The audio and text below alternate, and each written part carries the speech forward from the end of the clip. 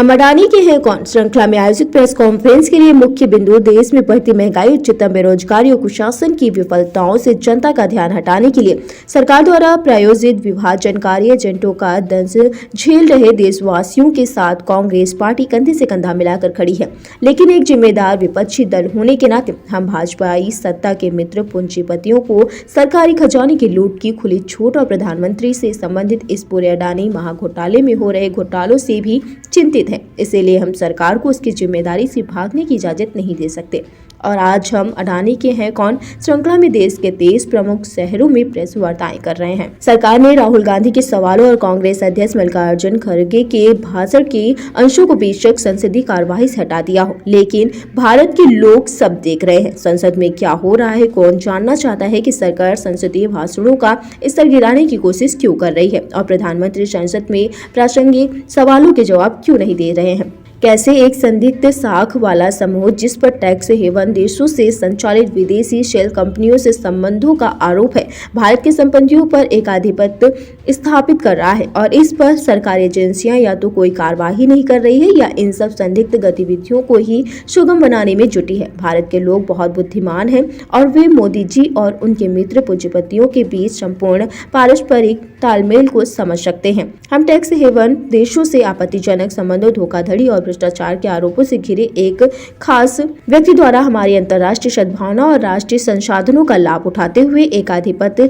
स्थापित करने के खिलाफ है। मोदी सरकार इस मुद्दे पर जांच के लिए एक संयुक्त संसदीय समिति बनाने से क्यों डर रही है, जबकि संसद के दोनों सदनों में उसका अच्छा बहुमत है। प्रेस वार्ता में प्रमुख रूप से नौशाद आलम मंसूरी, अमित पांडे, हरिकृष्ण भारती, मदन मोहन शुक्ला, शंकर दत्त मिश्र, दिलीप शुक्ला, सिराज अहमद कुरैशी, ललन अवस्थी, त्रिलोकी त्रिवेदी, राधेश्याम कश्यप, इम्तियाज रईस आदि उपस्थित रहे।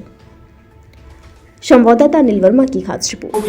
सेबी ने भी हेराफेरी जांच नहीं करी है कि शेयरों के दाम कैसे बढ़ाए गए, कैसे स्टॉक को दर्शाया गया और उसके बाद LIC के निवेशकों को जो लाभ मिलना चाहिए था, बोनस था, उसको नुकसान हुआ, LIC कंपनी को नुकसान हुआ। तो इसके जिम्मेदार कौन है? सरकार जवाबदेही क्यों नहीं दे रही? सरकार आरोप लगाती है कि कांग्रेस के पास कोई मुद्दा नहीं बचा है, इसलिए वो अडानी मेरे पास कोई मुद्दा है या नहीं है, ये सरकार का काम नहीं है। सरकार का काम है विपक्ष के सवालों का जवाब देना। आरोप आपकी आलोचना वाला चीज है, आरोप आप पर लग रहे हैं, आरोप का स्पष्टीकरण आपको देना पड़ना चाहिए कि अडानी ही भारत सरकार को, क्या पूरे इस देश की सारी व्यवस्था को अडानी को चला। संसद में प्रधानमंत्री नरेंद्र मोदी भाषण करते हैं, उसके बाद भी कांग्रेस की तरफ से विपक्षी दल के नारे लगते हैं कि हमारा यार है, उसके बाद भी कोई कार्रवाई नहीं होती है, फिर संसद से बयान भी हटा दिया जाता है।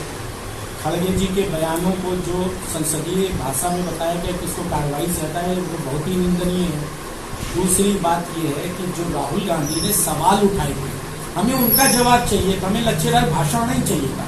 नरेंद्र मोदी संसद में मुद्दों को घुमा रहे थे, लच्छेदार भाषण कर रहे थे और सांप्रदायिक और ध्रुवीकरण के कैसे राजनीति को पुनः जिंदा किया जाए, बेरोजगारी और महंगाई को मुद्दे और अडानी समूह के मुद्दे को कैसे भ्रमित किया जाए, इस फील्ड से हटाया जाए, ये काम भारत के प्रधानमंत्री और भारत सरकार की जो भारतीय जनता पार्टी है उसके पदाधिकारी टीवी चैनल में बैठ के हम गलत बातें कर रहे हैं, सच्चाई को सामने नहीं लाने